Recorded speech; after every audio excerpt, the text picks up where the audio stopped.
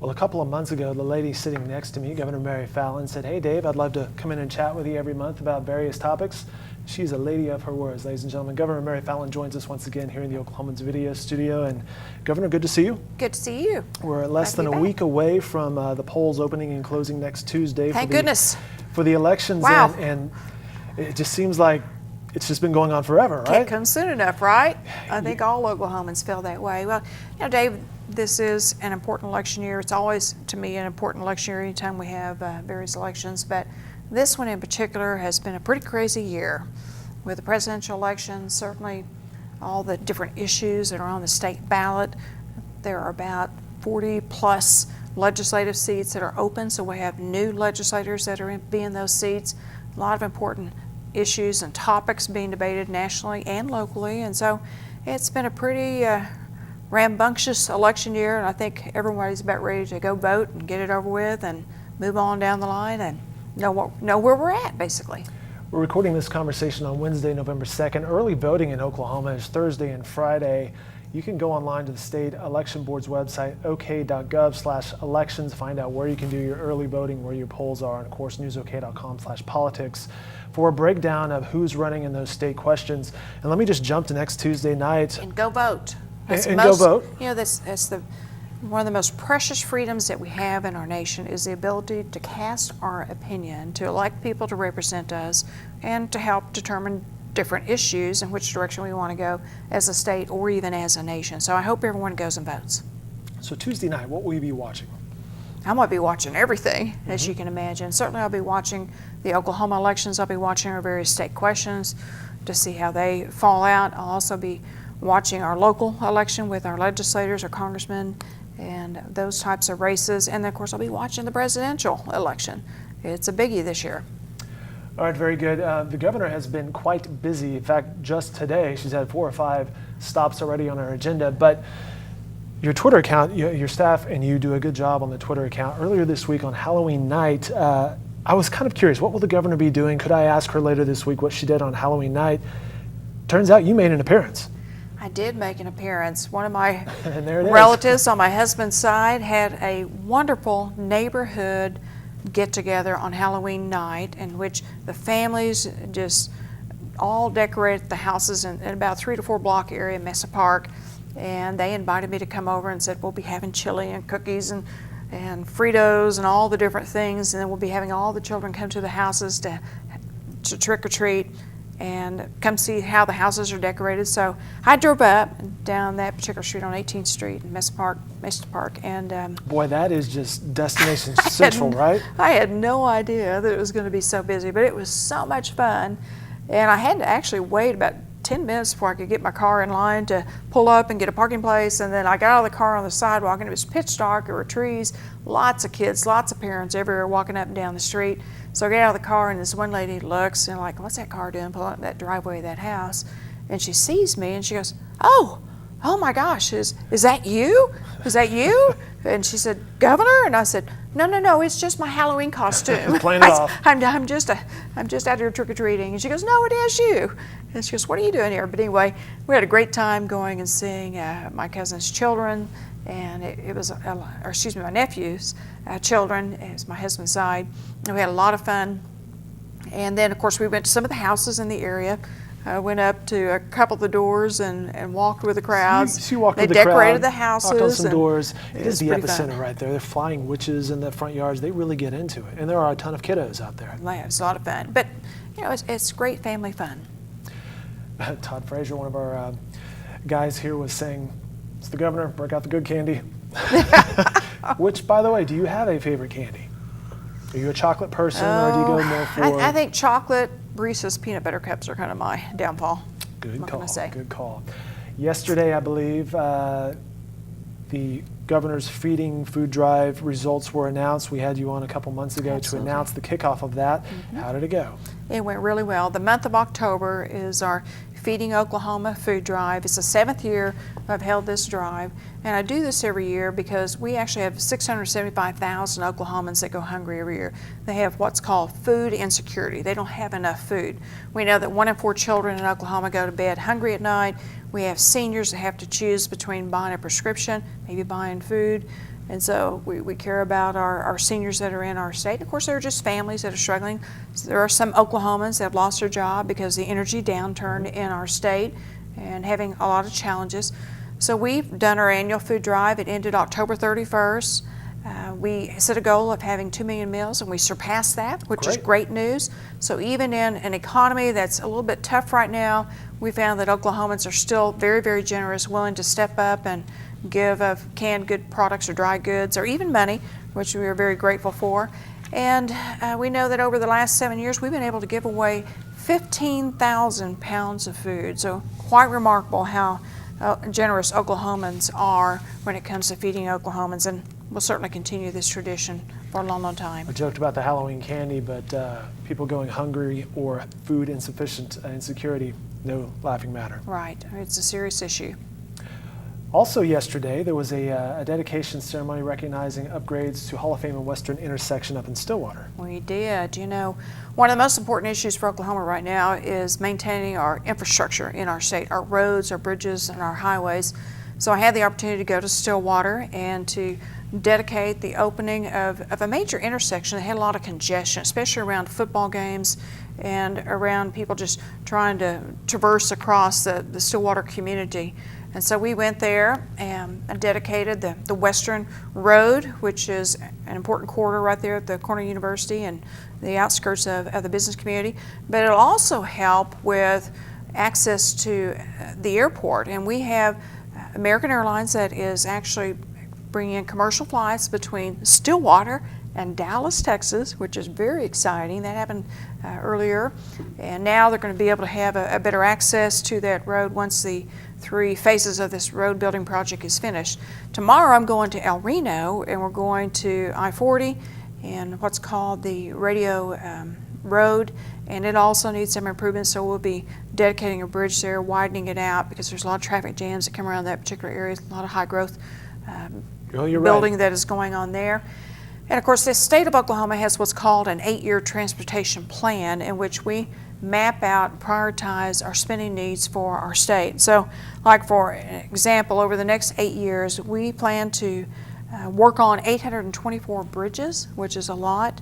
We're going to make improvements to around 751 miles across our state. And then we have allocated $370 million for just congestion problems. And if you're around Oklahoma City, around Tulsa, you know that congestion can cause time delays. It certainly can cause frustration. It can be a safety issue for our community, and so we're working on congestion in some of the urban areas. And of course, the other thing I'm very proud of with our transportation plan is that in the years past, Oklahoma's been ranked as one of the highest states in the nation with structurally deficient bridges. And back in 2011, when I took office, we had around 740 structurally deficient bridges in our state. And because we've allocated more money, made it a priority, and talked about it, and took action, now we're down to, by the end of the year, we'll be down to close to 300 structurally deficient bridges. So more than so half. Dropping from 700 plus to 300 plus is a great accomplishment. And by the time I leave office in 2 years, I'm hoping we'll have all those bridges in that original plan taken care of. So great improvements in highway transportation. And of course, we've seen Oklahoma City grow a lot. Tulsa's been growing, and congestion can cause a lot of problems and become a safety issue. Yeah, the city certainly continues to seem to be growing towards the west, towards El Reno, like you mentioned. The Stillwater Airport, it's interesting you mentioned that. I was taking a last-minute flight a couple weeks ago, and that became an option instead of just looking at Dallas or out of Will Rogers here, driving up to Stillwater and jumping out of that airport. Well, and here's the neat thing about Stillwater. In fact, President Hargett at OSU made this comment yesterday. You don't have to worry as much about TSA lines. You don't have to worry about parking as much. It's easier to get up there, and it's a quick drive. You know, it's about an hour up to Stillwater. Sure. You don't have to wait in long lines. You don't have to go through. I mean, you have to go through the regular checks, but there's just not all the people that are there. Catch a flight to Dallas and back, and it's being used, which is exciting. Chatting with Governor Mary Fallin, she stops by every month just to talk about the things that she's into these days. And this morning, Oklahoma fosters the Oklahoma Kids Count Conference. Right. We had a conference this morning. A great organization called Oklahoma Kids Count, which actually does measurements of different challenges for our school children and our younger children in the state of Oklahoma. It works along with Sunbeam Family Services, which deals with children who may be out of their homes, foster care, abused children, neglected children. And so we had that conference this morning. A lot of people showed up, a lot of Department of Human Services workers, a lot of the nonprofit charities, foster parents, adoptive parents were there. It was a very nice event. So I went and spoke this morning about the challenges and the opportunities that we have with our children across the state and the need to be able to protect our children in Oklahoma and how working together and partnering together we can truly make a difference in their lives. One of the things that we did a year ago this month was launch a program called Oklahoma Fosters. And Oklahoma Fosters set a goal of getting an additional 1,000 families involved in being a foster parent or an adoptive parent to take our children who are in state custody because of no reason of their own. It may be that their parents are in prison, may have substance abuse, poverty issues, could be just neglect or something going on in their family and they go into state custody. But how can we provide a safe, protective, loving home for these children who may be temporarily in this situation or may be permanently in this situation? And so we set a goal of 1,000 new foster parents, and I'm happy to report that we exceeded that. We actually signed up 1,080 foster parents into the system, and it's so encouraging when I come across families that will come up to me and they'll say, "Hey, Governor, I want to tell you, I saw your advertisements, your public service announcements about the need for foster parents, and I signed up, and here's our foster children." And it's really a very moving thing that we need to continue to work on. But along with that, we had some other challenges over the decades upon decades in the Department of Human Services. At one point in 2014, we had 11,500 children out of their homes in some type of state system. And we've been able to reduce that back down to 9,800, so from 11,500 to 9,800, so we've made great progress in that area. And then we've always had a shortage over the years, what I felt was a shortage of caseworkers. We've had those that have retired, those that have left, maybe people just didn't go into it in the first place. So we, over the years, have allocated $150 million new dollars into Department of Human Services, and we've been able to hire an additional 800 caseworkers, child caseworkers into that profession. That's a hard job, by the way. Yeah. It's not easy. My mother was a caseworker, a social worker when I was growing up until she retired.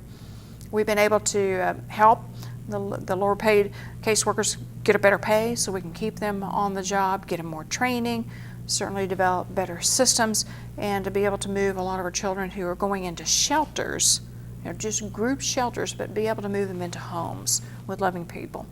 And that makes a difference, so these kiddos are not just kind of lost within the system somewhere. Well, and our number one goal is we don't want a child to age out, in other words, turn 18 and be out of the system and still be in the system. We want to get them into an adoptive home or a foster home, and we love being able to empty out some of our shelters. In fact, we've been able to close some of our shelters, not all of them, but some of our shelters in Oklahoma. Good stuff there. I think one of the last times I saw you was a grand opening of General Electric. They had their grand opening a couple weeks ago, not too far from here. And that's a beautiful facility, isn't it? It's stunning. It is so exciting. And when you're coming down the highway and you look at that GE building, you see GE and big lights, and it's beautiful, it's modern, it's high-tech, it's world-class. And to think that, I had to brag a little bit about this, it's a GE International Global Energy Research Center. It's not an Oklahoma center, it's not a national center, it is an international research center with 130 different scientists that are at that facility, $130 million project, very important for the oil and gas industry and renewable energy in our state. It will be bringing people in from across the world, not just the United States, but across the world that have new research, new technology, new ideas of how to power our economy, whatever form of energy it might be. And now they will be doing it across the world in Oklahoma City. And the proud thing I'm happy about is that we were competing with Germany, with New York, Austin, Houston, Denver, and I worked really hard on recruiting this, selling them on why Oklahoma made sense with all of our wonderful in-depth knowledge of the oil and gas industry with the Chesapeakes, the Devons, the Continentals, the Chaparrals. I mean, you name it, we have it in Oklahoma. Wonderful technology has been established here and grown here, and certainly I think we made sense, and they agreed. And so now we have this wonderful new GE facility. They're showing some of the technology through downhole pipes that they have in the building. They actually have a well that's drilled inside the building, there it is, that goes down 400 feet, a well bore goes down 400 feet into the ground. Another one goes down, I think, 60. They utilize drones to be able to check methane gas leaks on pipelines. In fact, I was right there on that screen, and I was directing a drone that was based in Stillwater at the airport. There it is flying, and they were going over some pipelines looking for gas leaks, and it was just incredible, the technology that they developed at this facility already and will continue to be developing. And so it's going to be a great economic builder for our state. It'll bring in multi-millions of dollars of research, and I think new businesses will come here and locate because they can be close to GE's Global Energy Research Center. They have 10 research centers around the world.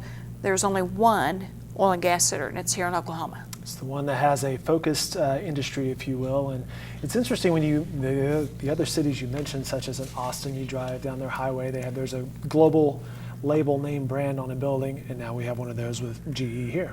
We do, and that gets people's attention. You know, I was in New York a couple weeks ago, and we have an annual recruitment dinner that's been done for decades in our state, to where we meet with site locators and we talk about our cost of living, that we're a right to work state, that we rank as the 6th lowest cost in the nation on all taxes it's all combined for our state's economy. We talked about our education workforce initiatives, our institutions for education, our career vocational schools, lawsuit reform, workers' compensation reform that we've done in our state. But when I mentioned that we have GE and their first and only Global Energy Research Center in the state of Oklahoma, it gets people's attention, and they're interested in hearing more about the Oklahoma story. Well, and there's been a lot of stories in the headlines. The elections are Tuesday, November 8th, both here locally and nationally as America goes to the polls. You know, one of the headlines has been the manhunt for Michael Dale Vance Jr., and you saw Commissioner Thompson on his way out of the building as you were coming in. I thanked him. I was about to say there was a lot of hardworking Oklahomans who put some effort into that. You know, it's a very sad incident that the gentleman, Mr. Vance, killed various people and had a hit list, as we all heard, and it was scary for our citizens to think that someone that was that dangerous was out on the loose. But the night that the local county sheriffs and local police officers and the Oklahoma Highway Patrol, and I'm sure many others, risked their own lives and went out late at night in the dark, and I was getting these texts from our Commissioner of Public Safety, Michael Thompson, who did a great job telling me moment by moment, we think we have him. Then he said, well, wait a minute, we're not sure, we think he's moved. And so I was sitting on pins and needles hoping they would find him. But you know, the one sheriff got shot as he ran across him, and thank goodness he's going to be okay. But our Oklahoma Highway Patrol did a super job and not giving up, continuing to follow all leads, working together. And that's one of the other things I think is very important for our law enforcement, is to work together. We've seen that time and time again after the Oklahoma City bombing. Our various law enforcement entities, whatever it might have been, worked together, both state, locally, and federally. And same thing in this situation, where our local and our state officials and law enforcement worked together, and they were able to protect the community and capture and bring down this man. Put an end to that story. One final topic for you. Chris Benge, who is now your chief of staff, was going to join us. He couldn't make this interview, so I told Michael McNutt, who always helps us out with these interviews, that I would talk badly about Chris Benge in his absence. I am kidding. However, you announced recently a refreshing, I think is the way you put it, you were refreshing your staff. Why is that, and who have you put in place where? Well, absolutely. I was really proud to be able to welcome the former Secretary of State, as of Monday, Chris Benge, to be my new chief of staff in my office, and also to promote a gentleman who was the first assistant attorney general for General Scott Pruitt, Mike Hunter, to be the Secretary of State. It's actually a position that he has held in the decades in the past, and he left for a while to go with Governor Frank Keating to Washington, D.C., but he's back in Oklahoma. So anyway, he's got great experience as former legislator, knows so much about federal and state policy, knows the different people that are involved in government. So he's going to be our Secretary of State. He'll be working on policy and issues and working with our legislature.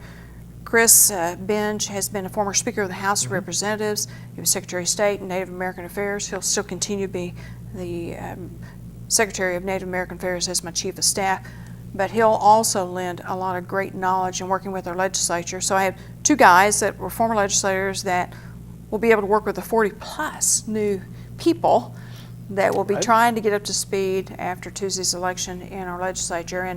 And really, you know, what I was working to do was to make sure that my last 2 years are productive, meaningful, and that people can see that we're going to be working just as hard the last 2 years as we have the last 6 years on many different issues. I'm kind of one of those people that, you know, I've got 2 years left to really focus on things that will make a difference in the state, and I want to make sure that we're going full steam ahead. And talking about steam ahead, we just had our STEM conference. Some people like to call it STEAM. Good segue. Because I like to call it science, technology, engineering. Some people add arts and mathematics, but it can be either one. But we had our good STEM conference this week. We had about 400 people, included teachers, principals, superintendents. It had nonprofit organizations, educational institutions, career tech, higher education, and we all came together with the business community and we talked about the importance of making sure that we had STEM educated people and degrees and certificates in our state. And why that's important, if you look at our core industries like the aerospace industry, the defense industry, Tinker Air Force Base, Altus Enid Air Force Base. If you look at the energy sector, advanced manufacturing, you know, it's not your grandfather's manufacturing anymore, it's advanced technological driven manufacturing. If you look at agriculture and how much science and mathematics is used and that, medical services certainly involve STEM skills. Financial institutions involve STEM skills. But we know that between now and the year 2025 that we're going to need to increase our number of STEM certificates and degrees by 10%. Just to keep us competitive as a state and to be able to fill the job openings that we have. So we've had a big push on something I announced 3 years ago called Oklahoma Works, which is aligning our education, degrees, and certificates with the job openings and the needs of our employers in our state, so that when one of my children graduates, which they have from college, and they want to go find a job, they can find a job because they got relevant degrees and certificates and skills that match our various ecosystems, our various industries in our state. Or if an adult should be looking for a job, that they can have the right skill sets, and frankly, so employers can find those people. A lot of times employers will tell me, I can't find a worker. I was about to say, we talked about that before, that a lot of the employees, companies, corporations, they're looking for a skill set that perhaps this working pool doesn't have or doesn't offer. Well, exactly. And if you think about different businesses of the past, think about Kodak. You remember Kodak? It's not here anymore. Yeah, it's completely different. I mean, it's different. So technology changes, processes change, skill sets change, and as a state, if we want to be competitive, not only here in the United States, but even across the world, we got to make sure that we have relevant work skills that match the needs of our businesses and our industries in our state. She's Governor Mary Fallin, covering a wide, broad variety of topics, and I'll wrap it up here. As I promised you I would, Game 7 of the World Series is tonight. Cubs and Indians, who are you pulling for? I am for the American team. Now, see, we spoke about this before. People are going to interpret that you're saying the American League, which would then mean Cleveland, and you're like, no, I just want either one to win. They're great. I mean, it's fun. It's an all-American sport. It's one that is wholesome, and certainly one that brings out people to celebrate their communities and their state and their team. And I'm for the Thunder. There you go. How about that? There's a good answer. They just started. That's right. So we're excited about the Thunder team. But anyway, it'll be a fun playoff. The funny thing is Michael McNutt, I mentioned him a second ago, is a huge Cardinals fan, and they have a big rivalry with the Cubs. So you could have dinged him right there. I could have. Governor, thanks so much for your time. I know you had a busy day. You've got a busy day ahead of you. We appreciate your time. Oh, yeah. I'm not forgetting the one last thing. Your charity dinner? We're going to have a charity dinner tonight. One last thing today. Okay. So we have great nonprofits and charities across the state that have so many important causes. So for the third year in a row, we're hosting a fall harvest dinner in which over the year, we will help our various charities that invite me to something and give away a dinner for two at the Governor's Mansion paid for with private money. And so tonight we'll have a fall harvest dinner for our nonprofits and our charities throughout the state to help them raise money. Very good. Well, best of luck with that. Hopefully it's a lovely dinner, and It perhaps is. they'll have the World Series on in the background. Who knows? Governor, again, thank you for your time. Thank you, Dave.